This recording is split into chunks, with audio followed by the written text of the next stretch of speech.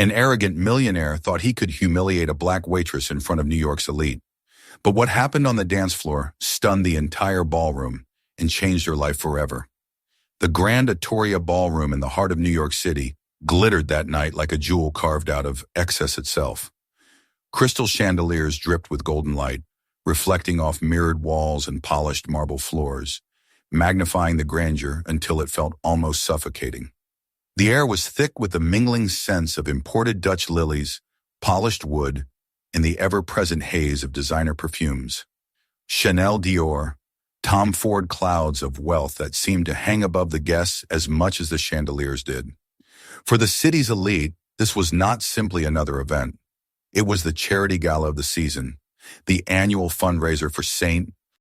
Jude Children's Foundation, a place where wealthy donors could flaunt their generosity with one hand while sipping Dom Perignon with the other, all while competing to outshine each other in silent rivalries of luxury and power. For Cassandra Riley, or Cassie, as only a handful of colleagues ever called her, this was just another endless shift, a 16-hour trial of body and spirit, squeezed between sleepless nights and double shifts, the kind of grind that had long ago stolen the rhythm from her steps, but never fully extinguished the flame in her heart. She wore her black and white server's uniform pressed so neatly it almost seemed new, though the fabric carried the memory of hundreds of nights just like this one. On her feet, slip-resistant black shoes pinched with each step, every muscle in her legs burning from fatigue. Yet her balance was flawless, the silver tray in her hand steady as she navigated through the sea of gowns and tuxedos. To most guests, she was invisible, a shadow gliding through their world, offering glasses of champagne or refilling water with the precision of clockwork. But inside, she was not invisible at all. Inside, her chest still carried the echo of orchestras, the ghost of applause, and the heat of stage lights she had once known when her life had been wholly different. For Cassie had not always been a server.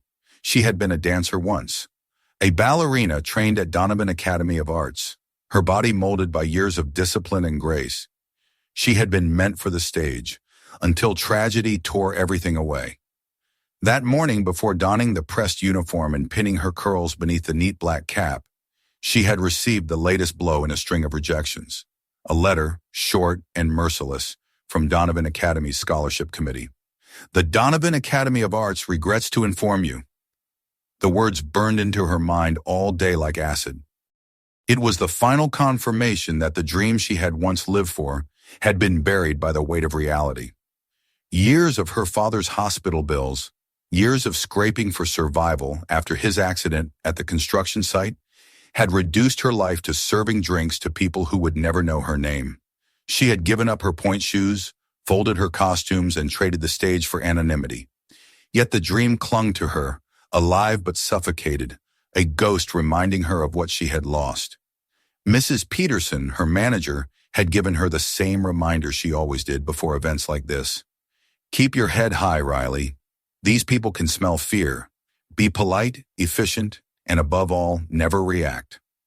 The advice had become second nature.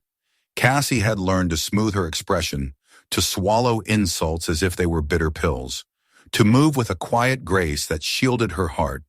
And for years it had worked. She had endured.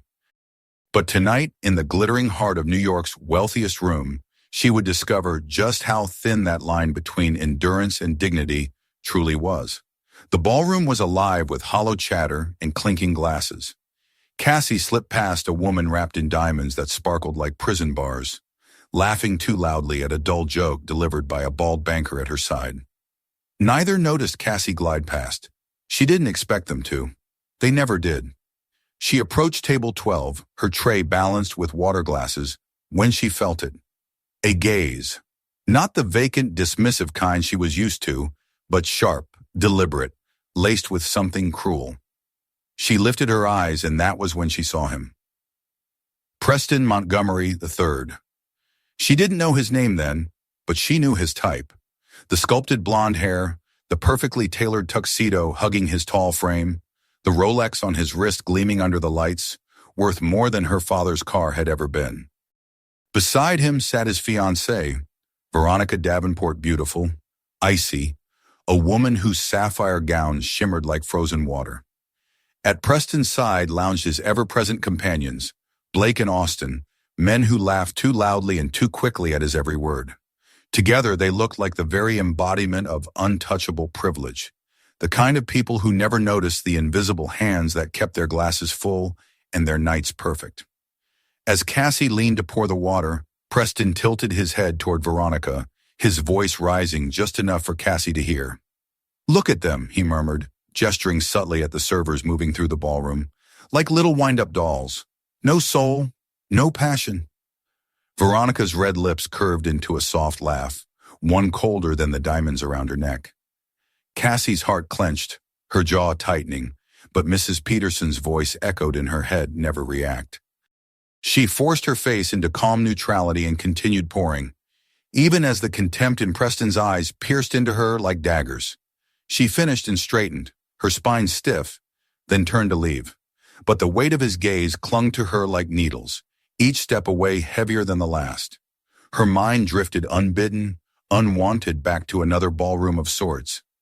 Back to the rehearsal studios of Donovan Academy. Back to the spring morning when her father had placed the acceptance letter before her, his rough hands trembling with pride. "Cassie, sweetheart," he had said, his eyes shining, "I always knew you could do it." She had believed him. She had seen a future then filled with lights, applause, and joy. That memory now pressed against her chest like a cruel reminder of how far she had fallen. But she had no time for grief. A woman in a sequined silver gown waved impatiently for champagne. Cassie smiled politely, delivered the glass, and withdrew, once again just a shadow in the glittering room. Until the voice cut through. "Hey, you come back here for a moment." The words froze her mid-step. She turned slowly, tray still balanced, to find Preston Montgomery staring at her with a smug smirk. His blue eyes glinted with the same cruelty she had felt earlier, now sharpened to a point. His companions grinned expectantly, leaning back as if ready for a show.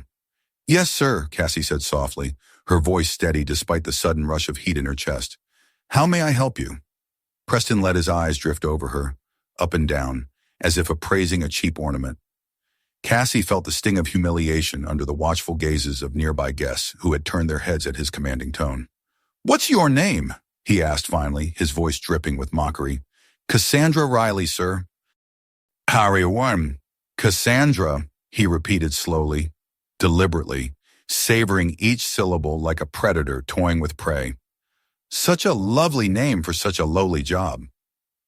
Blake and Austin erupted into laughter.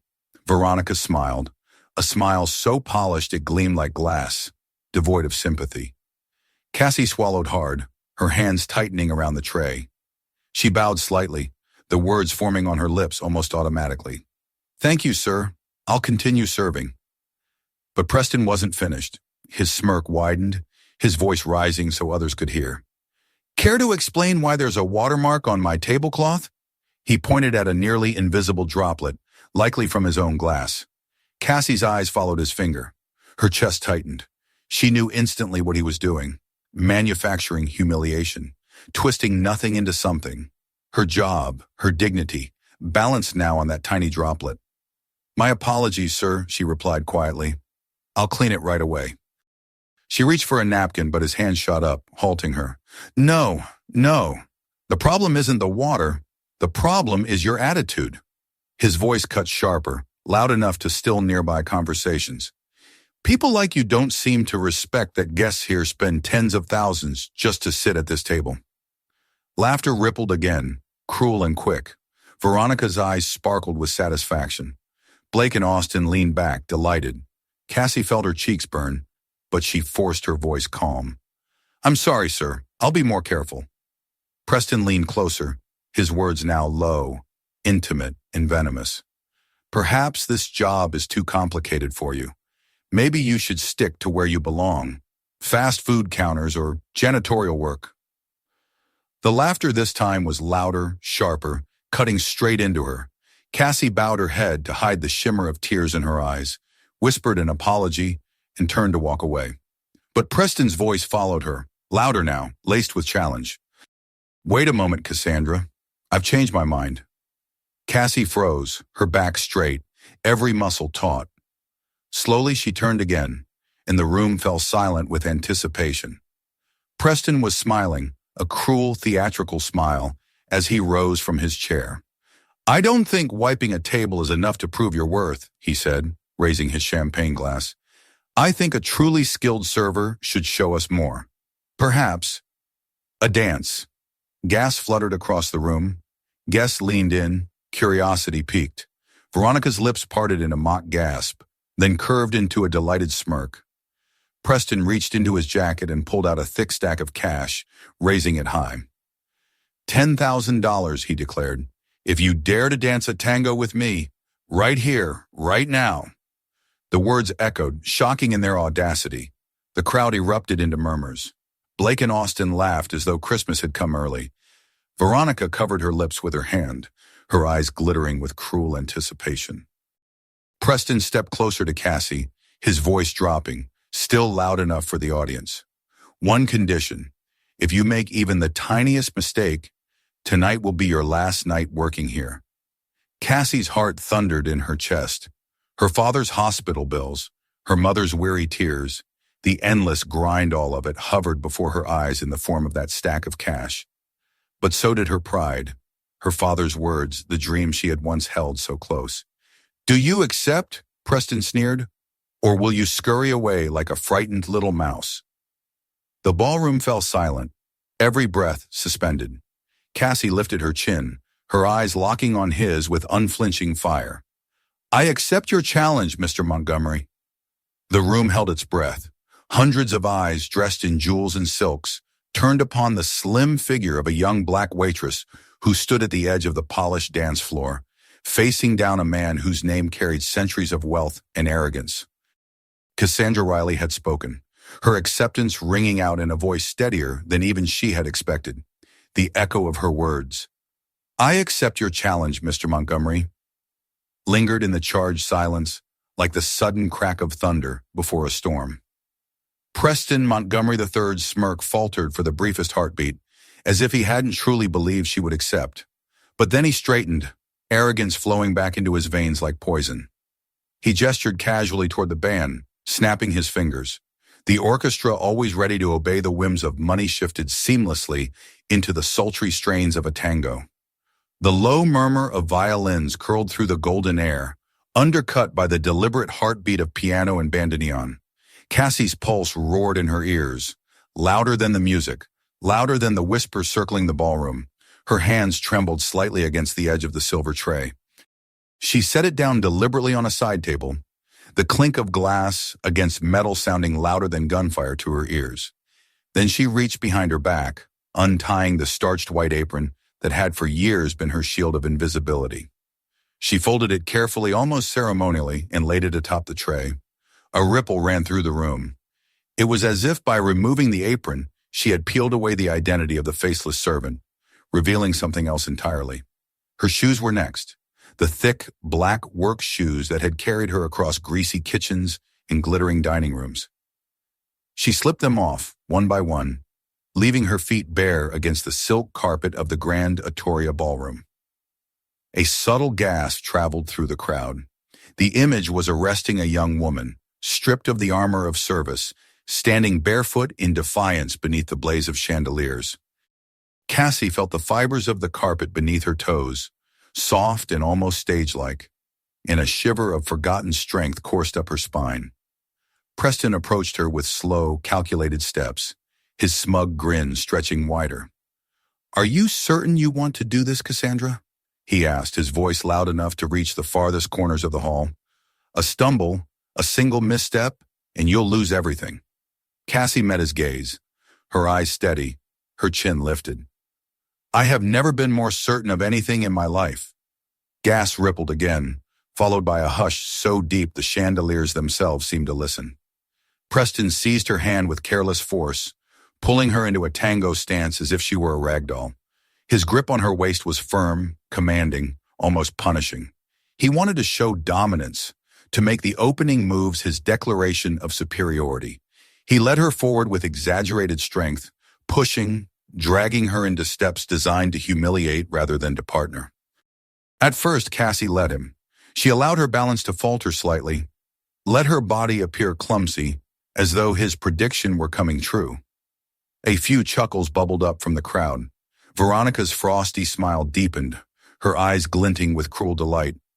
Blake and Austin elbowed each other, snickering. Preston leaned down, his breath hot against her ear. "Careful now, Cassandra," he murmured mockingly. "You wouldn't want to lose your job in front of everyone, would you?" Laughter rippled again from those nearest to hear. But beneath her calm expression, Cassie's mind was shifting gears. She could feel the music weaving into her veins, steadying her pulse, erasing the noise of humiliation. Each beat of the tango was a drum calling her home, back to the stage she had once thought lost. She closed her eyes briefly, summoning the memory of her father's voice, strong and full of pride on the day she had been accepted into Donovan Academy. "You were born to shine, Cassie. Never let anyone steal your dream." When she opened her eyes, the fire had returned. Preston attempted a flourish, spinning her with a roughness that would have sent an untrained partner stumbling. But Cassie's body, though worn by years of labor still, carried the muscle memory of thousands of hours at the bar. She flowed through the spin like water, landing not in awkwardness, but in poise so sharp it drew gasps. Preston blinked, startled, but pressed forward, attempting another aggressive step. This time Cassie met him with equal force. Her movements shifted, still following his lead on the surface, but subtly redirecting, guiding, turning his strength against him. She bent and pivoted, her bare feet gliding across the silk carpet as though it were a stage. Her posture elongated, her arms sharp yet graceful. The transformation was breathtaking. Within seconds, the audience noticed. The laughter that had filled the corners of the ballroom fell into silence. Faces turned, eyes widened. Cassie was no longer a clumsy server fumbling at the whim of a wealthy heir. She was a dancer, a ballerina reborn in the unlikeliest of arenas. The orchestra, sensing the energy shift, leaned into the music, driving the tango harder, deeper, more passionate. The violins sang with urgency, the piano hammered like a heartbeat, and Cassie answered with her body. She let her training spill forth in every precise step, every controlled turn, every deliberate extension of her limbs. Preston faltered. His smirk slipped into confusion, then frustration. He tried to tighten his grip, to drag her back into humiliation, but she was no longer his puppet. She was leading now, subtly, invisibly, but undeniably. Each attempt he made to reassert control only revealed his lack of skill. He stumbled once, then again, sweat forming along his golden hairline. Cassie's eyes locked onto his, blazing with defiance. For years, she had been invisible in rooms like this, a shadow flitting in and out of the lives of the privileged. Tonight, she was visible. She was undeniable. The crowd was transfixed. Guests leaned forward in their seats, glasses forgotten, conversations silenced. Their faces were alight with awe, disbelief, admiration. Veronica's icy smile shattered, replaced by a glare of disbelief and fury.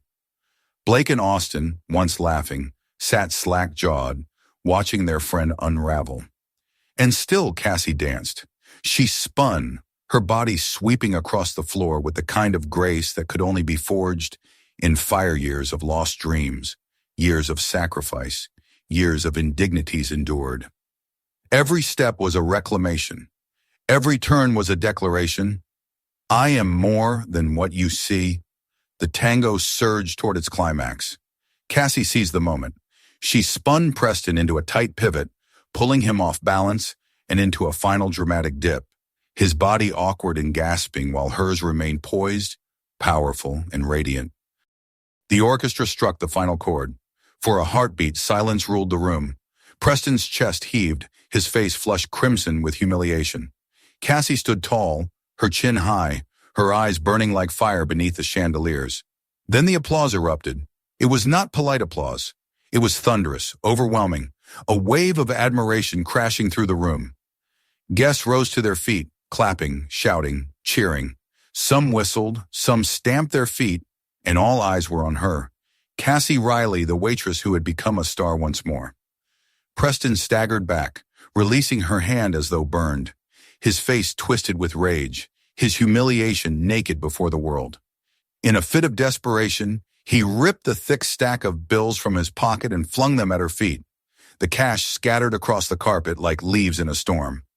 "There's your money," he spat through clenched teeth. "Take it. Get out." The applause faltered, shocked into uneasy silence. Gasps rippled through the room.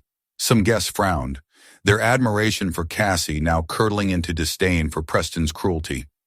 Cassie looked down at the scattered bills. $10,000. Enough to erase debts, to cover months of hospital bills for her father. For a moment, the temptation pierced her chest, but then she lifted her head, her eyes locking onto Preston's with unshakable resolve. "I don't need your money, Mr. Montgomery," she said, her voice clear and resonant, enough to carry to the farthest corners of the ballroom. "That dance wasn't about what you could give me. It was about showing you and everyone here that my dignity cannot be bought." Her words fell heavy in the silence. Then once again, applause erupted louder, fiercer, more passionate than before.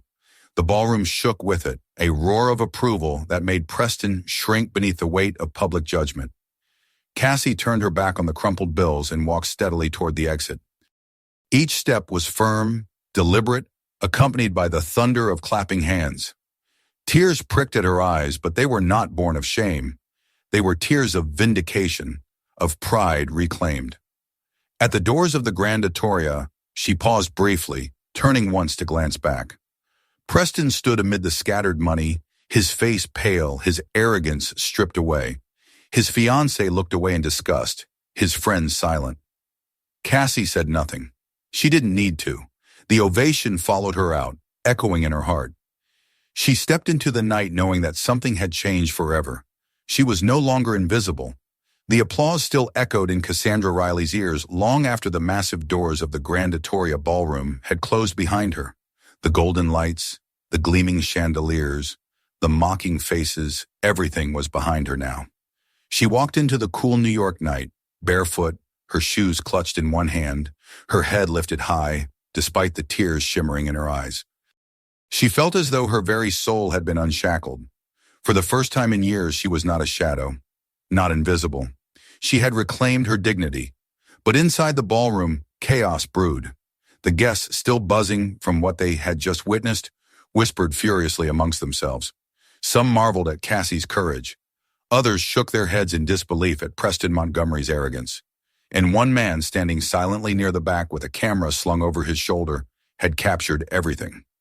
Nathaniel Crowe, or Nate as his colleagues called him, had been hired by the gala organizers to photograph the glittering event. He had expected an evening of rehearsed smiles, stiff toasts, and glossy portraits of wealthy donors clinking glasses. What he had not expected was the moment the entire room shifted, the waitress throwing down her apron, the tango that transformed humiliation into triumph, and the cascade of bills flung like an insult at her bare feet. His lens had caught it all. Frame after frame told the story with brutal clarity. Preston's smirk, Cassie's steady gaze, the breathtaking reversal on the dance floor, and the final moment when she refused the money and walked away. Nate knew as he scrolled through the images on his camera that he held lightning in his hands. This was more than a dance. It was a story, raw and unfiltered, a story of arrogance and dignity, cruelty and courage, and it deserved to be seen. That night, in his small apartment overlooking the city, Nate uploaded the photographs to his social media account. He paired them with a short but searing caption. "Tonight at the Grand Atoria, a young waitress, Cassandra Riley, humiliated by Preston Montgomery III, heir to the Montgomery real estate empire, rose above his arrogance. She danced not for his money, but for her dignity.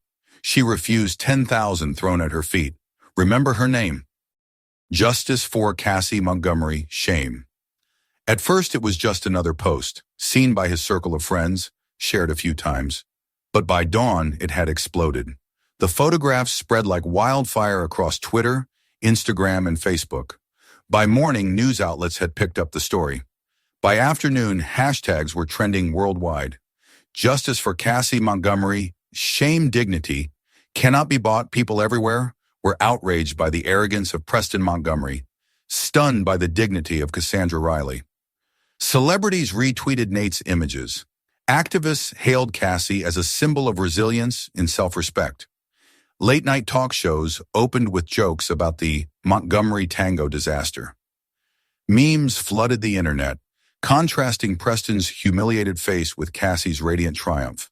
But it wasn't just online chatter. The backlash had teeth. Within 48 hours, a grassroots fundraising campaign appeared on GoFundMe titled Justice for Cassie. Its goal was modest $10,000, the same amount Preston had tried to use to buy her humiliation. Donations poured in faster than anyone could have anticipated. By the end of the first day, it had reached 50,000. By the end of the week, it had crossed 500,000. Strangers from around the world wrote messages of encouragement. For your father's medical bills. For your dream. For dignity. While Cassie tried to process the tidal wave of support that had swept into her life overnight, chaos consumed the Montgomery family. At the glass tower headquarters of Montgomery Corporation, an emergency meeting was called. The boardroom, usually a temple of quiet power and control, was thick with panic. Stock tickers on the wall flashed red, showing shares plunging by double digits. Television screens blared with headlines that grew more damning by the hour. Heir to Montgomery Empire publicly disgraced in Tango Showdown.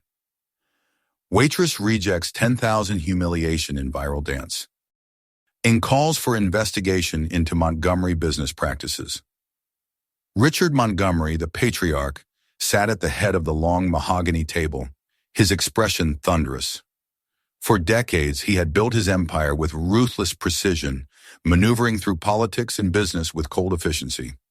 But now his son had undone in a single night what he had spent a lifetime constructing. "Look at this," Richard barked, slamming his fist against the table as the viral clip replayed on the screen.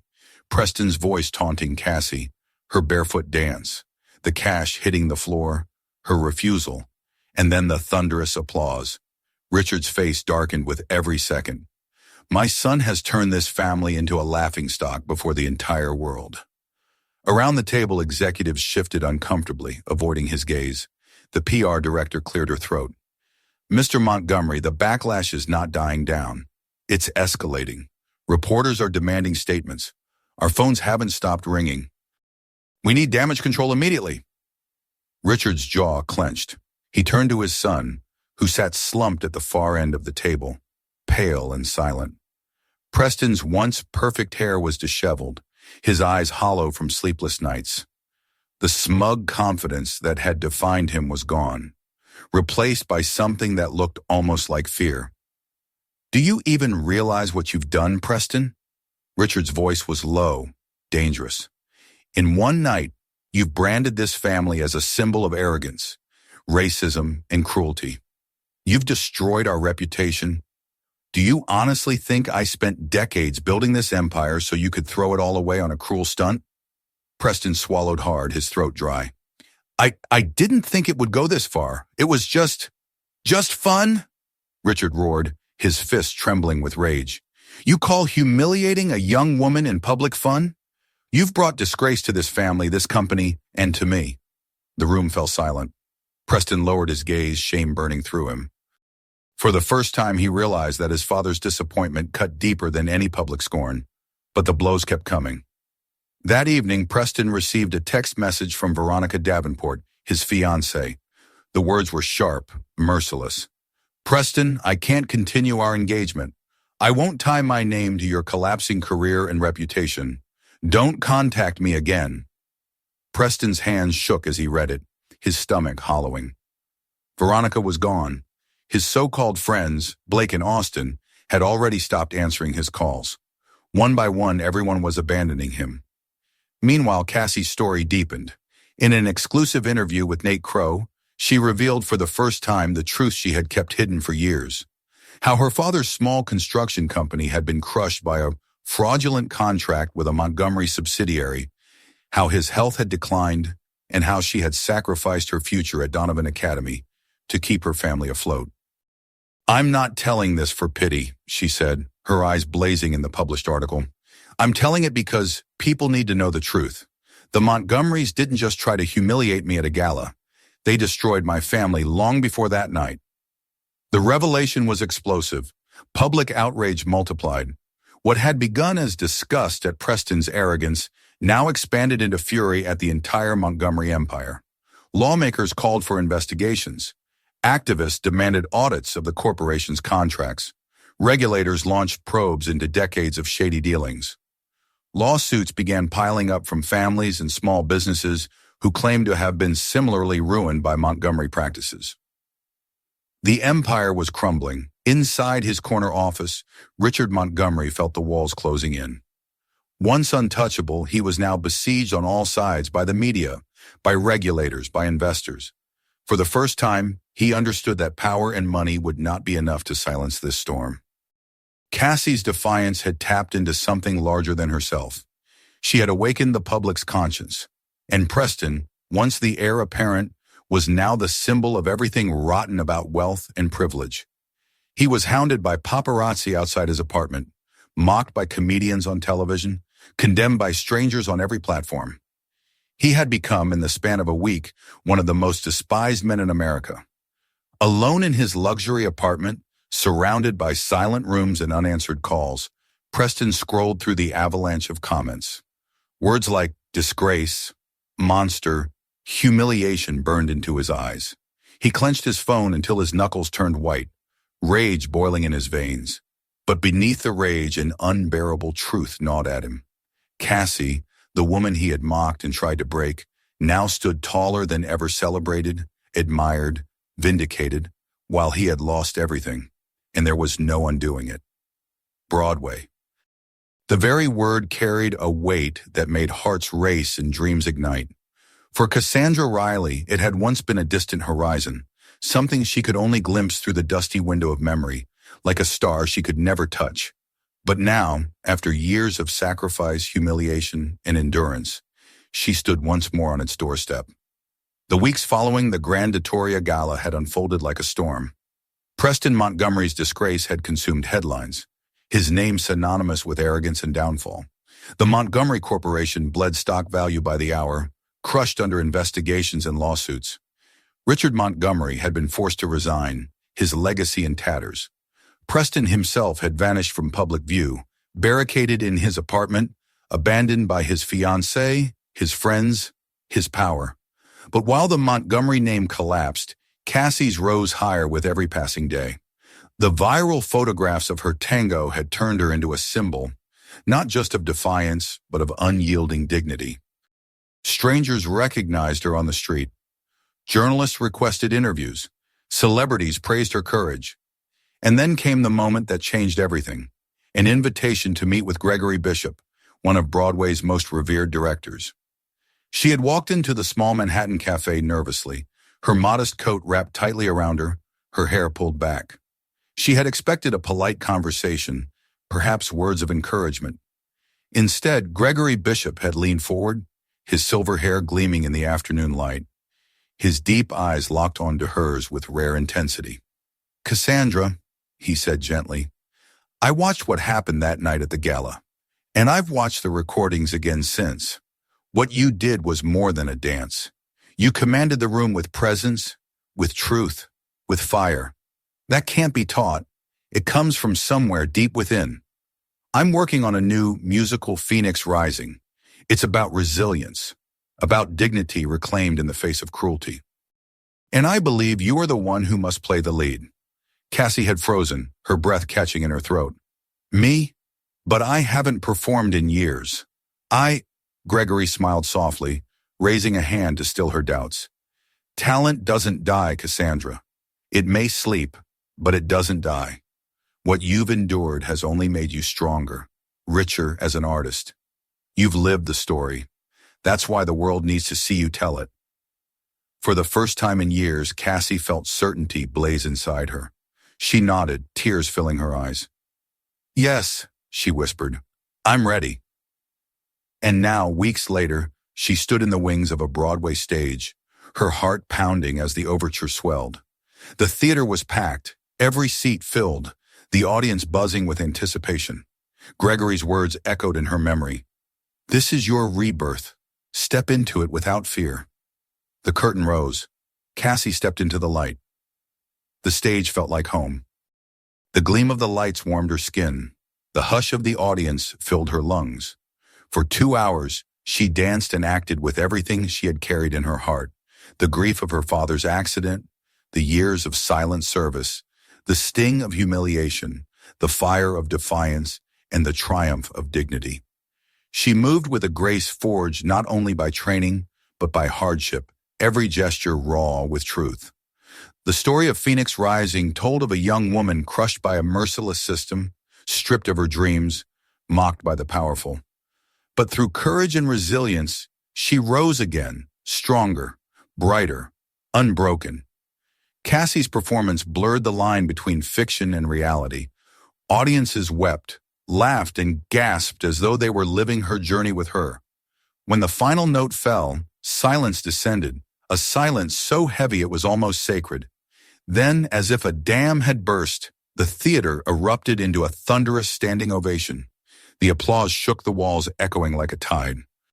Cassie stood center stage, tears streaming down her face, bowing deeply as the audience cheered her name.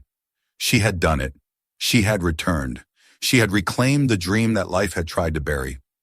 Backstage, Gregory Bishop watched with pride, his hands clasped tightly behind his back. He had discovered many talents in his long career, but few moments had filled him with such joy as seeing Cassandra Riley reborn in her rightful place.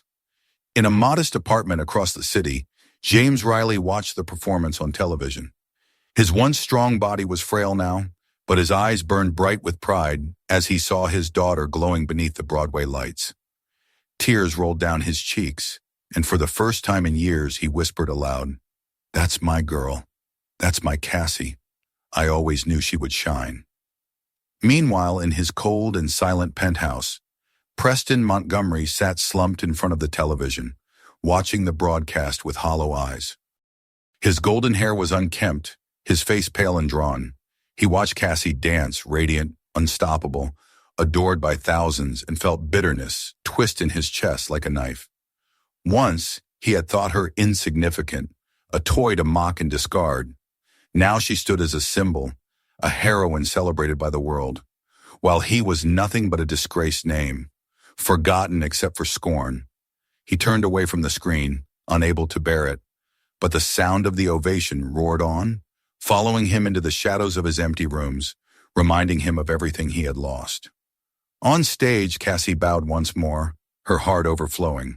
She thought of her father's words, spoken long ago.